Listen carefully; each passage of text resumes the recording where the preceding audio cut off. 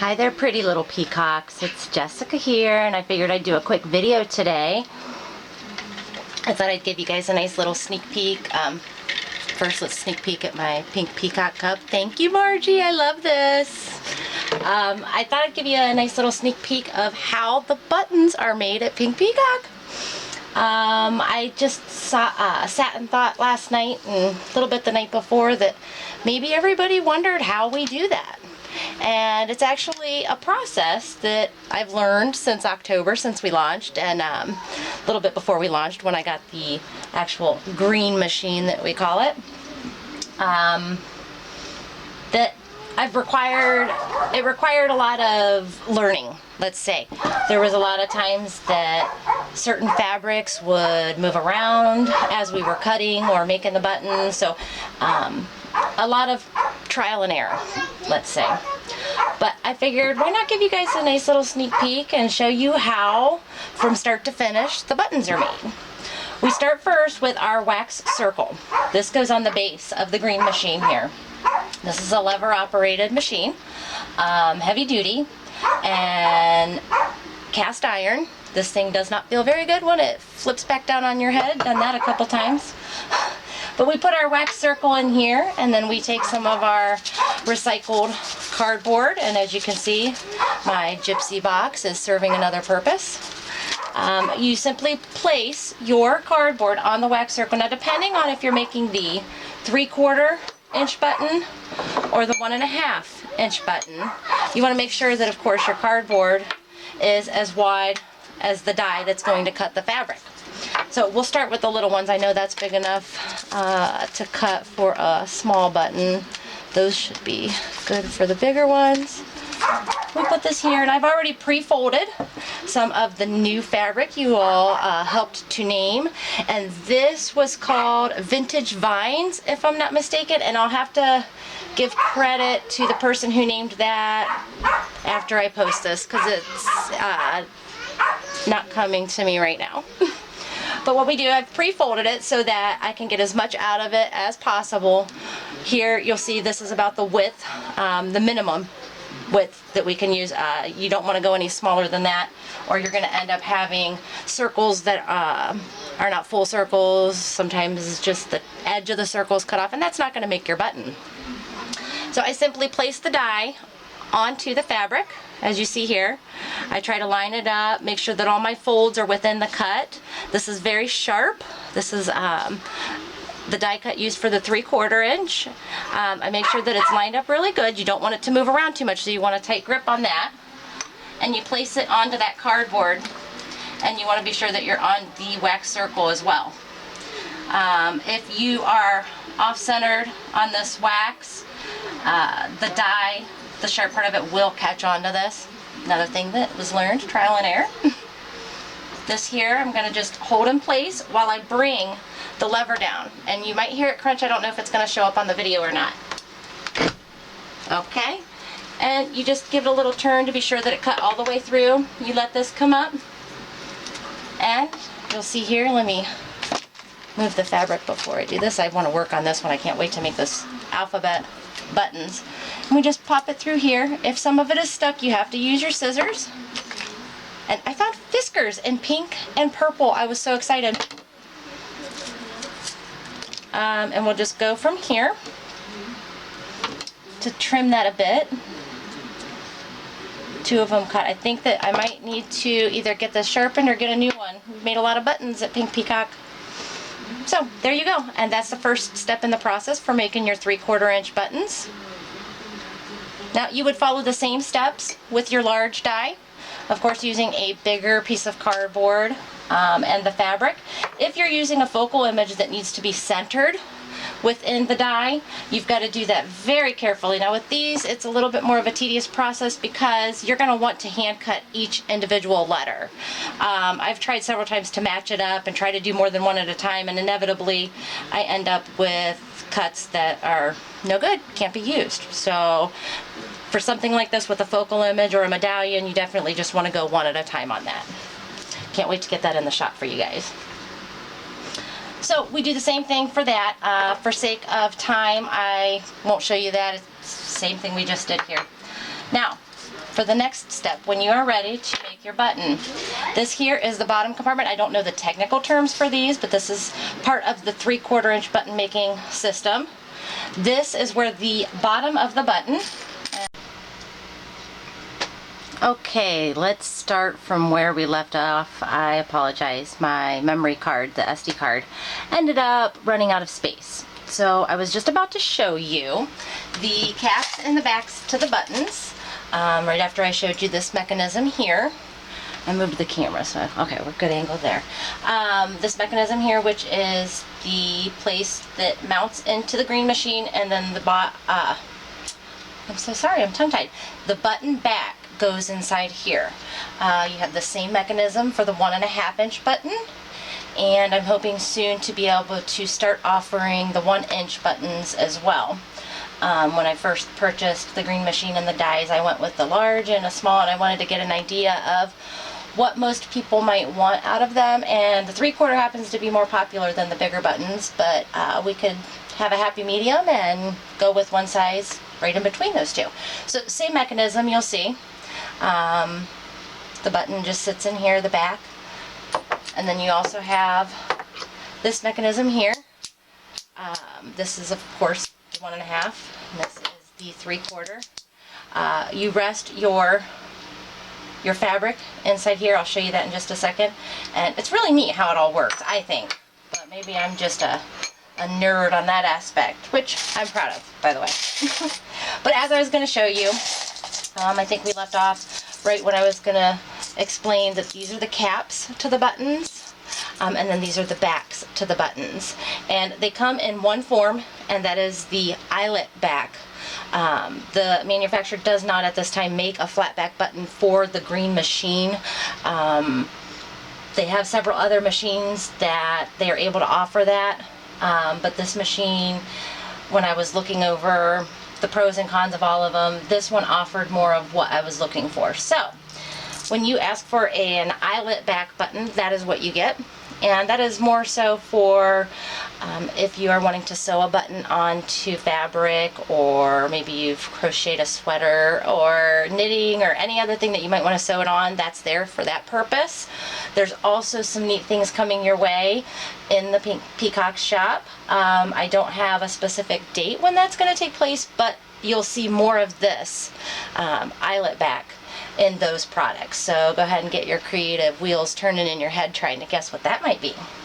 But before we make the button, if you have requested flat back, we simply just take our pliers, and these, I'm almost certain they're just a soft alloy of aluminum. We just take it and squeeze these prongs together. Likes to fling the button around. But we just squeeze this together, and you got to be gentle so you don't bend the back of the button, because if it bends, then you end up with a bunch of what I call our button duds.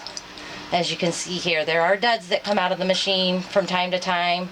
If it's bent, or if the fabric, for instance silk, does not work all that great in this mechanism, I'm going to have to play around with that and try to get, I've had some suggestions for a backing that you can put on the silk fabric so it doesn't slide around as much. But if the fabric is coming up or peeling away, this is really a bad example, but actually a good example, but they don't all turn out this horrible.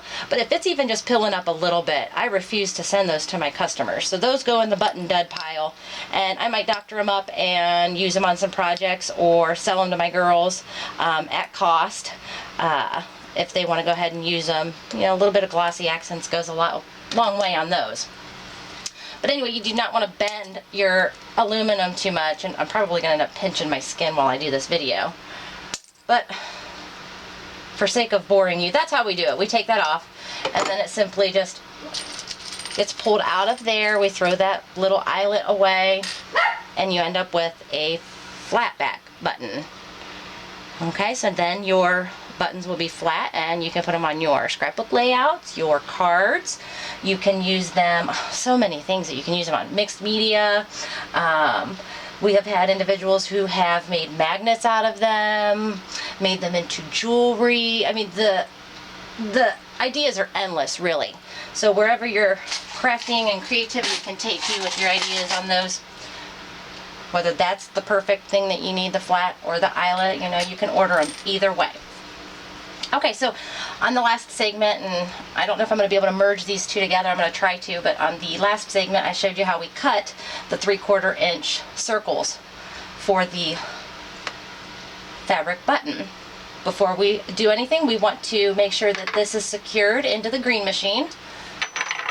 And we've got a screw here that just tightens up close to that bottom part of the mechanism. And then we're done with the cutting dies, so we can move those out of the way. This is a plunger, and this is a plunger. You'll see what that does in just a second. Now, for this fabric, since it's a thinner fabric, we do have some of the corduroy and the denim, and of course the burlap, which is new in the shop, and it's been quite popular so far.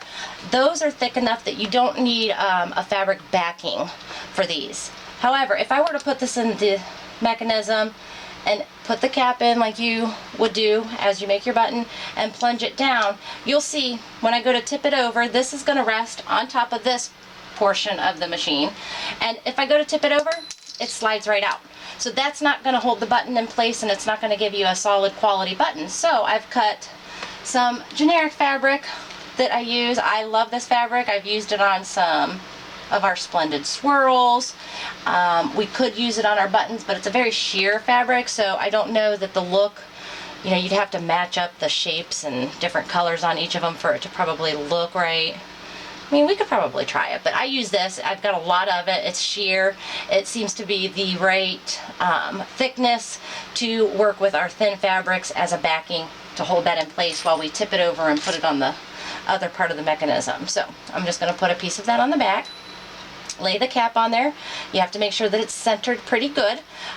Once I plunge this down into this portion of the mechanism, I like to take a look and make sure that the fabric is even on all sides.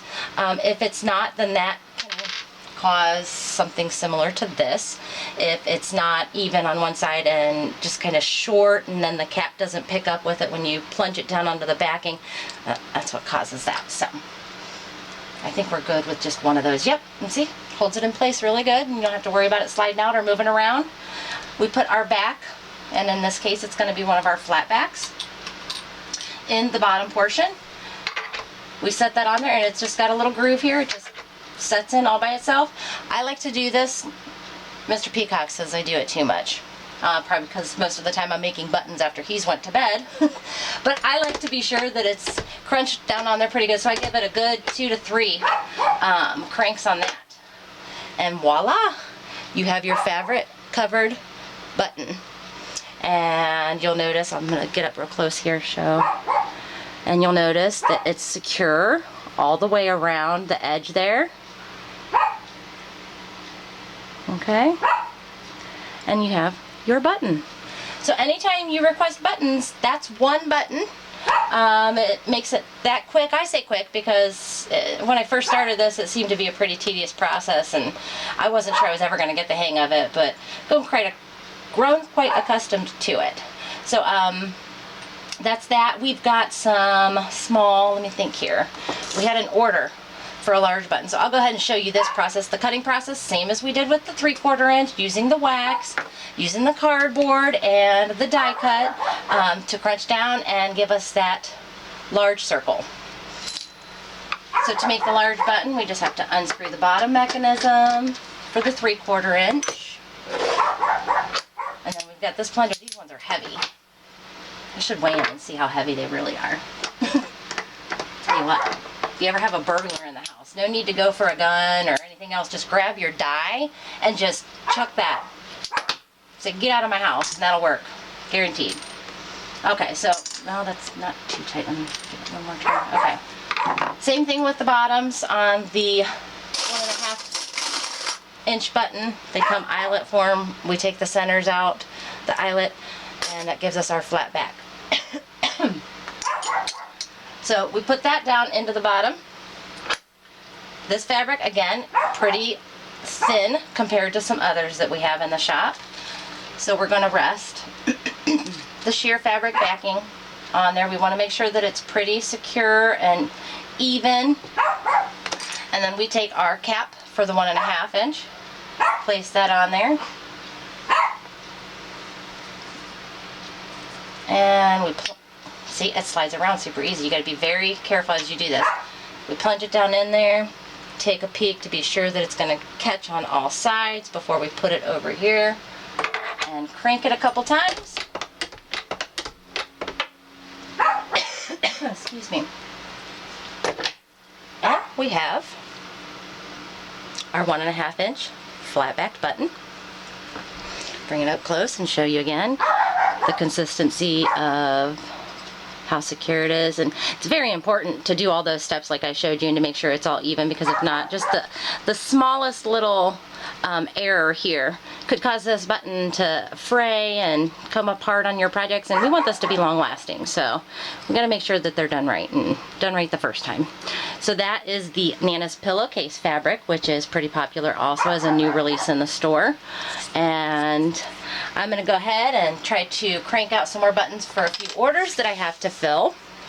And I want to show you something else too, just real quick.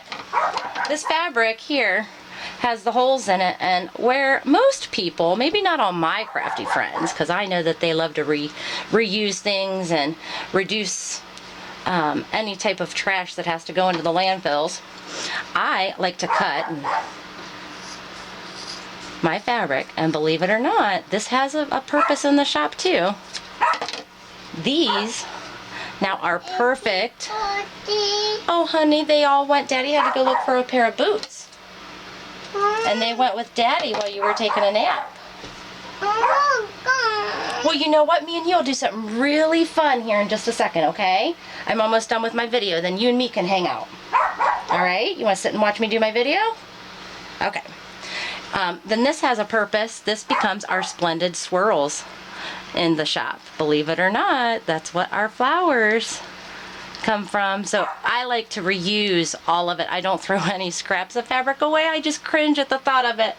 So for instance, we have that. I've got a couple other ones from cutting, you know, our backings, so that can become a splendid swirl flower. And it does give a different look. This versus just cutting strips of fabric.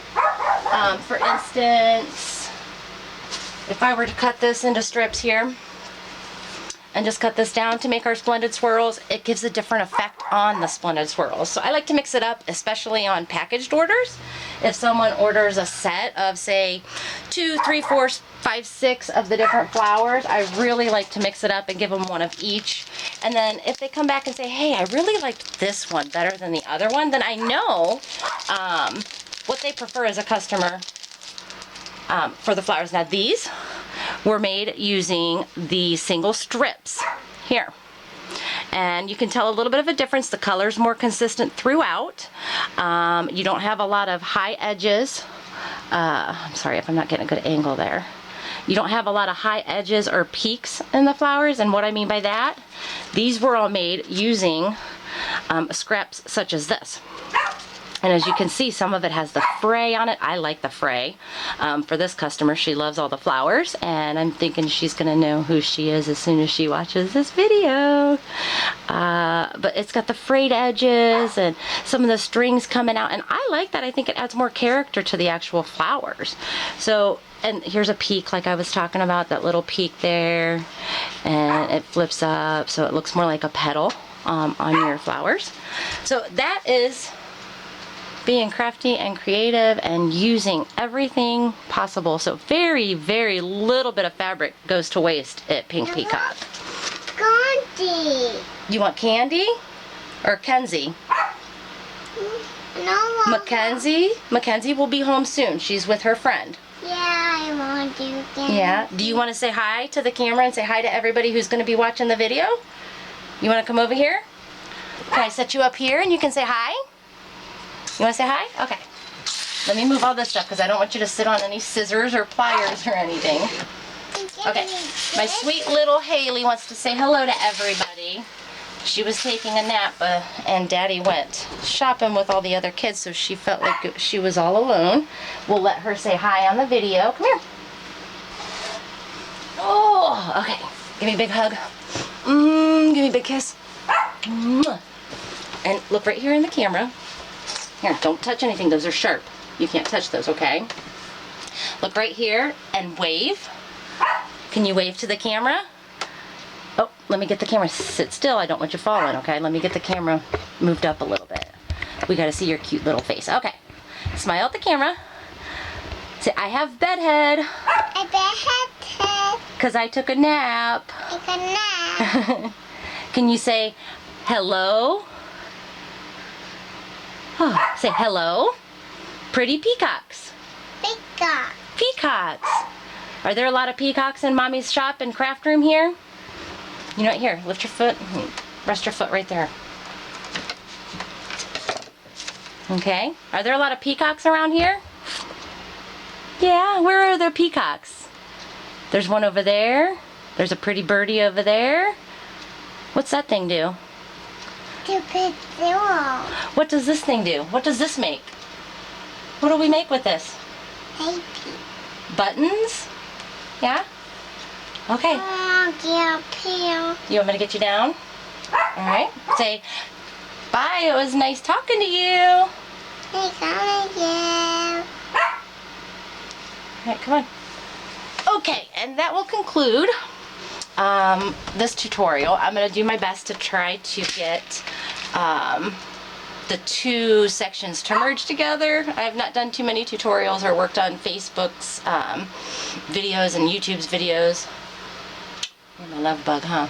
Too much. So I will try my hardest to make it all one and edit out some of the first one that lapsed over. But I thought you might like watching how the buttons are made and learning what the steps in the process are. I got to thinking, I wonder if people think I actually used the iTop to make all these buttons, and wow, I don't think my wrists would be able to handle that if I did. So maybe there will be more to come. We can show you some tutorials on how we make all of our other products in the store. I don't want to give all the trade secrets away, but I wouldn't mind sharing a little tidbit with all of you who would like to maybe try to do that on your own.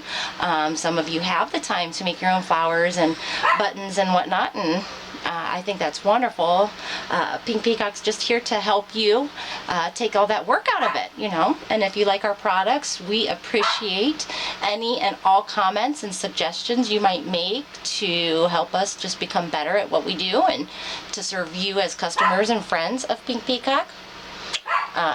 So definitely. Got off. Yeah, the laptop turned off, but we'll get it back on in a second. So that's the end of this video, and please hit subscribe because I plan to do a lot of other videos soon, and I definitely would love reading your comments on the video, so feel free to share, good or bad. I take honest criticism pretty well.